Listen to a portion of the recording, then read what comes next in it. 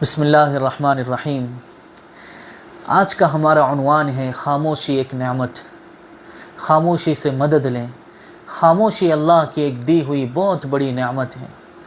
دیکھیں، یہ جو خاموش رہنا ہے نا، من صمت نجا، کہا گیا کہ جو خاموش ہو گیا بندہ، جس کو خاموشی کی عادت ہو گئی، جسے چپ کی عادت ہو گئی، نجا، وہ کامیاب ہو گیا، وہ کامیاب ہو گیا۔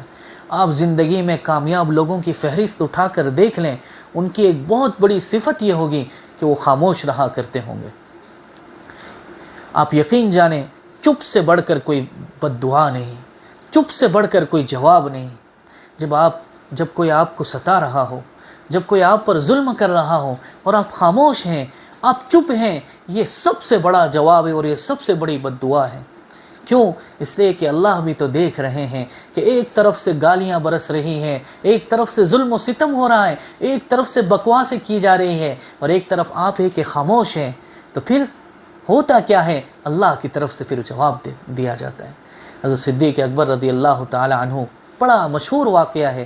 اللہ کے نبی صلی اللہ علیہ وسلم گزر رہے تھے کہ اللہ کے نبی صلی اللہ علیہ وسلم نے دیکھا کہ ایک کافر صدیق اکبر کو گالیاں دے جا رہا ہے، برا بھلا کیے جا رہا ہے۔ صدیق اکبر ہے کہ خاموش۔ اللہ کے نبی صلی اللہ علیہ وسلم جب وہاں سے گزرے، آپ ہنس رہے، مسکراتے رہے۔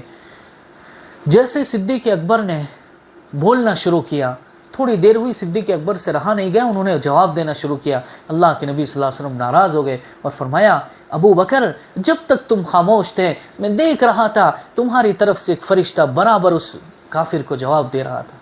جیسے تم نے بولنا شروع کیا، وہ فرشتہ رخصت ہو گیا۔ تو اس لیے ہم اپنے بچوں کو بولنا سکھاتے ہیں، کبھی خاموش رہنا بھی سکھایا کریں۔ ہم اپنی بیٹیوں کو، اپنی بچیوں کو خاموش رہنا سکھائیں، یہ بہت انہیں کام دے گی، زندگی بھر کام دے گی۔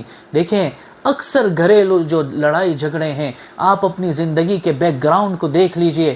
جب کبھی آپ کو کوئی لڑائی جھگڑا پیش آیا ہوگا، جب کبھی آپ سے کوئی غلطی ہوئی ہوگی، وہ یقین جانے وہ بولنے کی وجہ سے ہوئی ہوگی۔ خاموش رہنے سے کبھی نقصان نہیں ہوا، اور بولنے سے جتنا نقصان ہوا ہے اتنا کسی چیز سے نہیں ہوا۔ اس لیے یہ جو زبان ہے نا، اسے قابو میں رکھیں۔ اس لیے عربی میں کہا جاتا ہے یہ زبان کے بارے میں کہ جرمہ صغیر و جرمہ کبیر، کہ اس کا جسم تو بہت چھوٹا ہے لیکن اس کا جرم جو ہے بہت بڑا ہے۔ ہاں، یہ ایک زبان ہے، کسی کے دل کو چیرنے کے لیے ایک مرتبہ حرکت دے دلوں کو چیر کر رکھ دیتی ہے، اور یہی زبان دلوں کو ملانے کے لیے چاشنی کا کام کرتی ہے۔ اس لیے کوشش کریں اپنی زندگی میں ایسے لوگوں کو تلاش کریں، علاقے میں آپ کے مل جائیں گے ایسے لوگ جو خاموش رہنے والے ہوں۔ ہاں، ایسے لوگوں سے اللہ سے دعائیں کروایا کریں، ایسے لوگوں سے دعا کروایا کریں کہ بھائی میرے لیے اللہ سے دعا کر دینا کہ یہ نعمت مجھے بھی میسر ہو جائے۔ یہ بڑی نعمت ہے، یقین جانیں یہ بہت بڑی نعمت ہے۔ اس لیے کوشش کریں۔ حضرت باقی باللہ رحمۃ اللہ علیہ ایک بہت بڑے اللہ والے گزرے ہیں، ان کے پاس ایک شخص آیا، کئی دن رہا، اس نے دیکھا کہ حضرت تو کچھ بولتے ہی نہیں ہیں، تو آ کر کہنے لگا کہ حضرت آپ تو کچھ بولتے ہی نہیں ہیں، ذرا کچھ نصیحت بھی کر دیں۔ عجیب جواب دیا حضرت نے، فرمایا کہ جسے ہمیں ہماری خاموشی فائدہ نہ پہنچا سکے، اسے ہمارا بولنا فائدہ نہیں پہنچائے گا۔ اس لیے اپنی زندگی میں یہ عادت ڈال لیں، جب کبھی کسی پر غصہ آئے، کسی کو گالی دینے کا من کرے، کسی کو بد دعا دینے کا من کرے، خاموش ہو جائے۔